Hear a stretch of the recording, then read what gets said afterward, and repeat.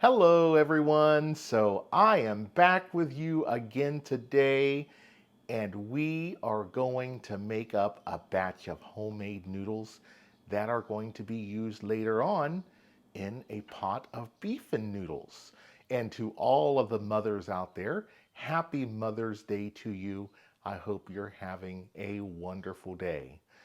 Now, when the holidays come around, we always look forward to going over to my aunt's house because I know that Geraldine is always going to bring some homemade noodles. And she makes them just like my grandma Jackson used to make them.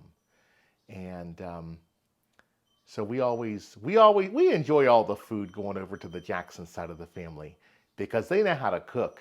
They put some soul in their food, and boy, it's delicious.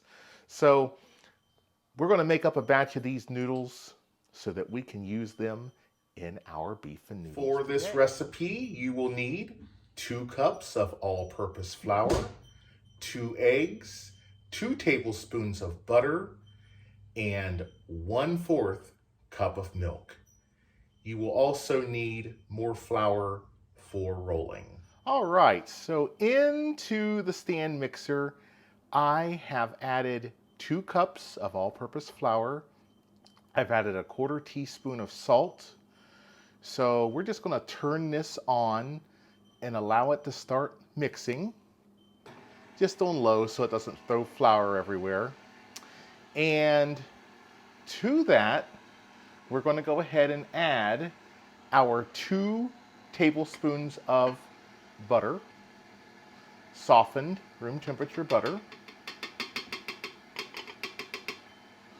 We're going to let that mix in really good.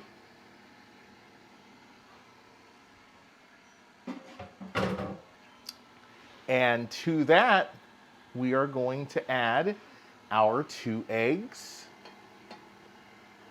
well beaten.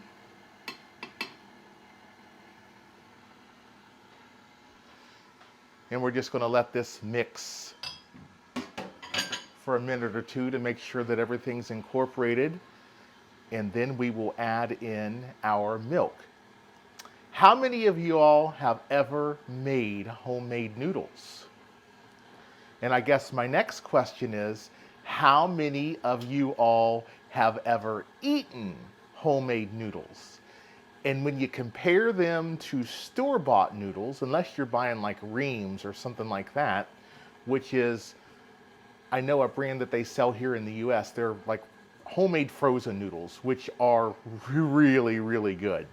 Now those taste pretty homemade, but your regular old egg noodles that you buy in the store, they don't hold a candle to good old homemade egg noodles. Turn this up a little bit and I can tell that the dough is forming. So I'm going to go ahead and add in my 1/4 cup of milk.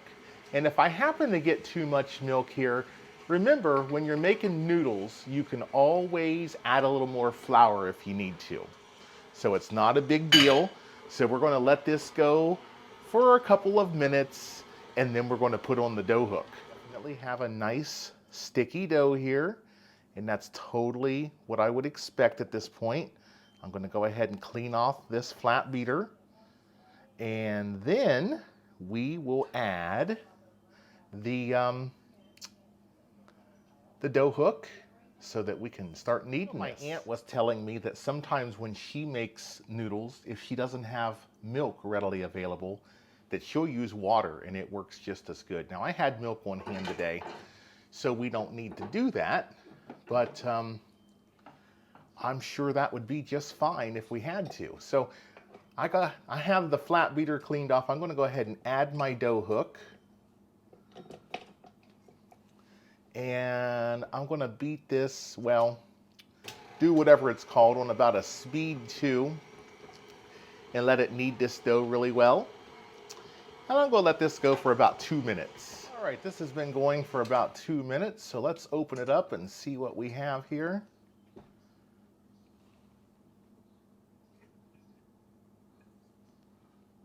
It's all pretty well around that dough hook, and that's what I would totally expect. It's really, for the most part, it pulled away from the bowl. It's not stuck to the bowl or anything like that. Now I'm going to work some more flour into it once I get it over to my surface. But for the time being, I'm just going to let this rest for about 10 minutes while I get everything else prepared. And then we will be ready to knead it by hand just a little bit and go ahead and roll it out and cut our noodles. So we'll be back in a few. So at this point, I'm going to just get me a little bit of flour and brush it over my area. And I know this area is clean because Jen is obsessed with keeping the kitchen very clean. Right, Jen? Yep. So I know that this area is very clean and good to use for this. So now I've rolled it back into a bowl and I'm going to move it over here into the center. I'm going to just take my hand and flatten it out. Make sure it's not sticking, which it is not. And I'm going to sprinkle just a smidge of flour on top of it. Not a whole bunch, just a little bit.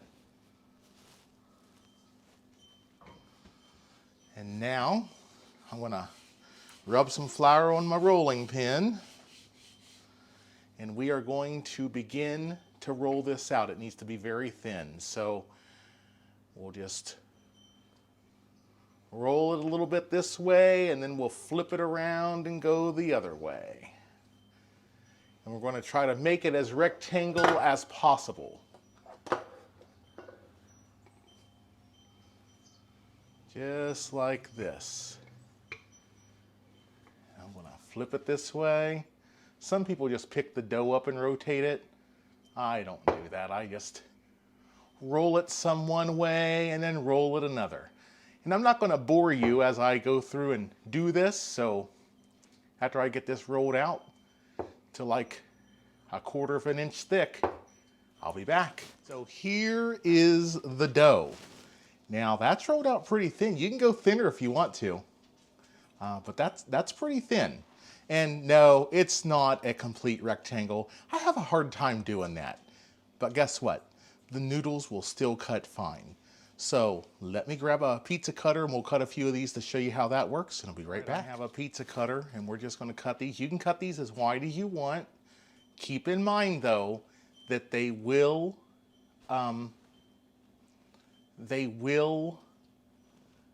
expand just a little bit.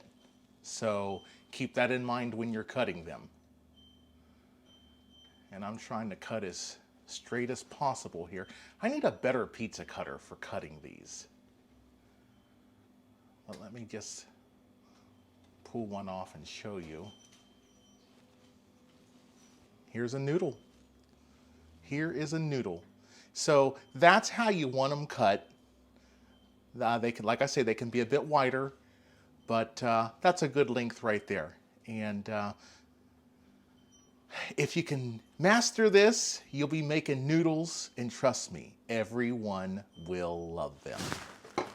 So Jen has taken over as the noodle cutter.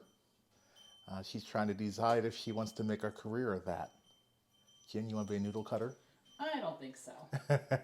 So there's how I do it. Yeah, we're on our, 3rd layer now. So we just do one whole pan, put a piece of paper down, put another layer on that. We keep going until we're out. And I've already made another batch of dough.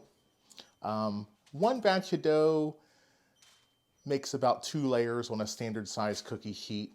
Now you could double this recipe if you wanted to, but yeah, that's how it's done. And as far as storing these, the best thing to do if you're going to store them, you could either let them set out and dry, or you can put them in the freezer on your pan for about 20 minutes or so until they start to freeze, and then you can divide them into freezer bags. We are going to cook these today, so they'll just sit here for probably an hour or so. Probably not even that long until we get everything else ready to go, and we'll just add them into our beef and noodles. So yeah, that's how you do it. And folks, the noodles are complete. and it ended up making like 4 layers. So this is going to make quite a bit of noodles. If y'all like this video, please don't forget to subscribe, like, and comment. And definitely don't forget to share with your friends. And let us know how your noodles come out if you decide to make them. Have a great day, everyone.